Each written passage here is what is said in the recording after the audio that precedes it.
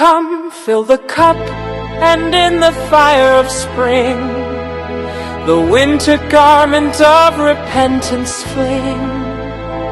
The bird of time has but a little way to fly, and lo, the bird is on the wing. And look, 1,000 blossoms with the day woke, and 1,000 scattered into clay.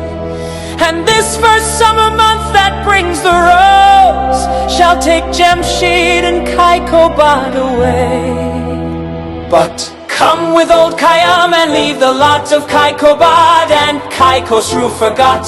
Let Rustum lay about him as he will, or Hatim tie Christ's supper, heed them not. Kai.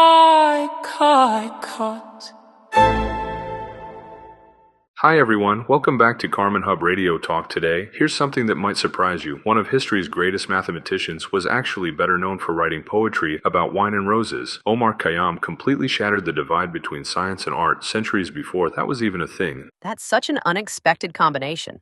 What drew you to explore his work? Well, I was fascinated by how he used his mathematical precision to create these incredibly structured poems called rubaiyat, 4-line verses where the first, second, and fourth lines rhyme. But what's really mind-blowing is that his astronomical calendar from the 11th century was actually more accurate than the Gregorian calendar we use today. So he was basically a medieval Renaissance man before the Renaissance even existed?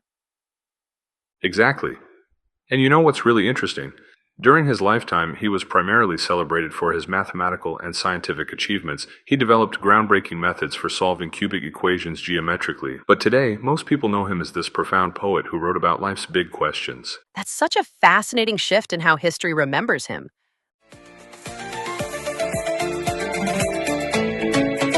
We are the fire, we are the breeze, carried by voices of old palm trees. The past and the future collide tonight. What kinds of themes did he explore in his poetry?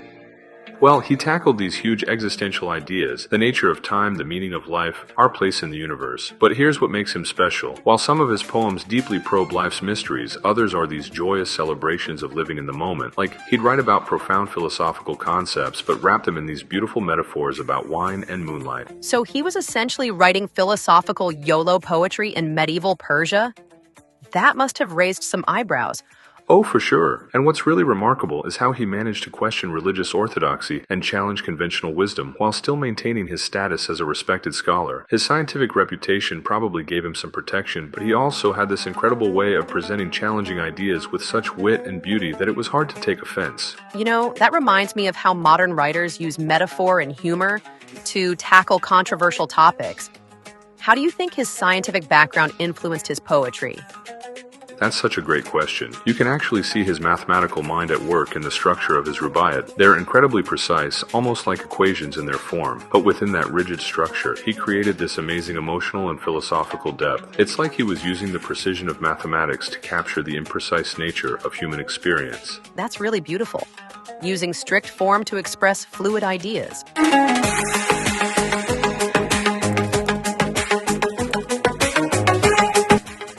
What makes his work still relevant today? Well, he was dealing with questions we're still grappling with. How to find meaning in a vast universe, how to balance our search for understanding with our need to just live and enjoy life. And he did it while acknowledging the full complexity of human experience, our doubts, our fears, our joys. Sounds like he was offering an ancient form of mindfulness practice through his poetry. Exactly. And here's what's really fascinating. While other Persian poets like Hafizh and Rumi offered certainty, Khayyam was comfortable sitting with doubt and ambiguity. He showed that wisdom isn't about having all the answers. It's about continuing to ask questions while still finding joy in the journey. That message seems even more relevant in today's world, where everyone's searching for quick answers to complex questions.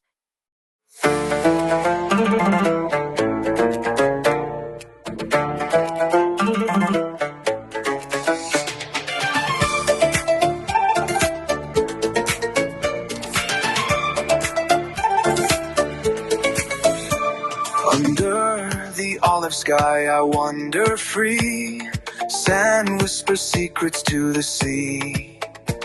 The moon moon's a lantern hung on a thread. It paints the dunes in gold and red. Dance with me where the jasmine grows, underneath the stars where the sirocco glows. Feel the beat, feel it rise, feel it fly. This is our song under the olive sky. You know what's really powerful about Khayyam's approach? He showed us that you don't have to choose between being intellectual and emotional, between questioning everything and finding reasons to celebrate. His work proves that some of the most profound insights come from embracing both the mysteries and the pleasures of life. That's really the perfect way to think about his legacy. Guiding us through this desert tide. Footsteps echo on ancient stone. In the rhythm we're never alone. Dance with me where the jasmine grows, underneath the stars where the sirocco blows. As someone who proved that wisdom and joy aren't mutually exclusive. And maybe that's the most important lesson we can take from Khayyam, that in a world that often tries to force us to choose sides, the richest understanding comes from embracing both the questions and the celebrations of life. Just like his rubaiyat, sometimes the most profound truths can be found in the smallest moments of joy. I'd like to share some of his majestic words. I'll be happy to listen to them. The stars where the sirocco blows. Feel the beat, feel it rise, feel it fly. This is our song under the olive sky.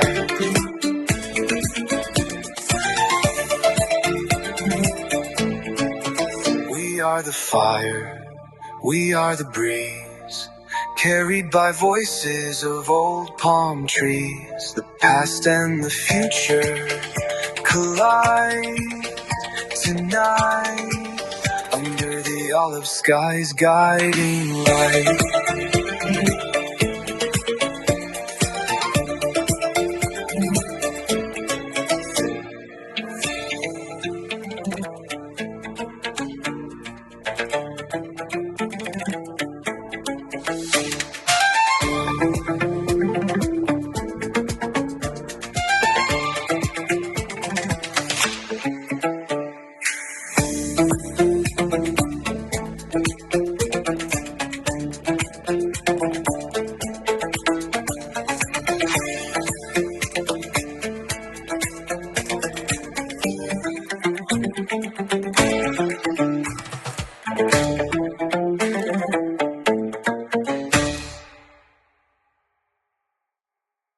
Welcome to Carmen Hub Radio, your 24-hour destination for music, talk, and stories that unite the world.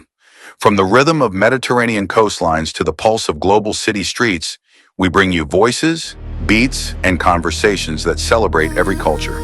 Here the world connects through sound, classic and modern, east and west, tradition and innovation. Whether you're tuning in for soulful world music, vibrant DJ mixes, or thought-provoking cultural talks, Carmen Hub Radio keeps your mind inspired and your heart moving. Turn up the volume, open your world, live the sound of connection. Carmen Hub Radio, the voice of global culture. Moves on nor all thy piety nor wit shall lure it back to cancel half a lie, nor all thy tears wash out a word of it.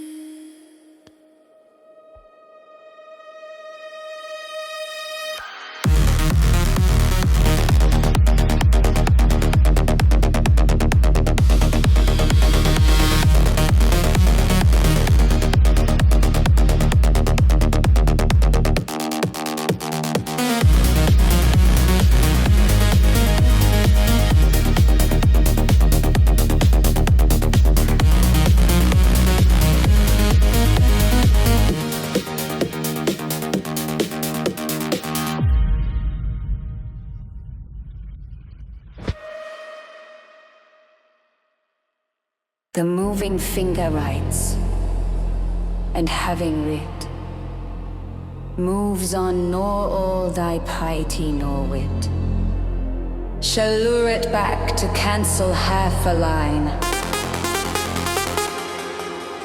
nor all thy tears wash out a word of it.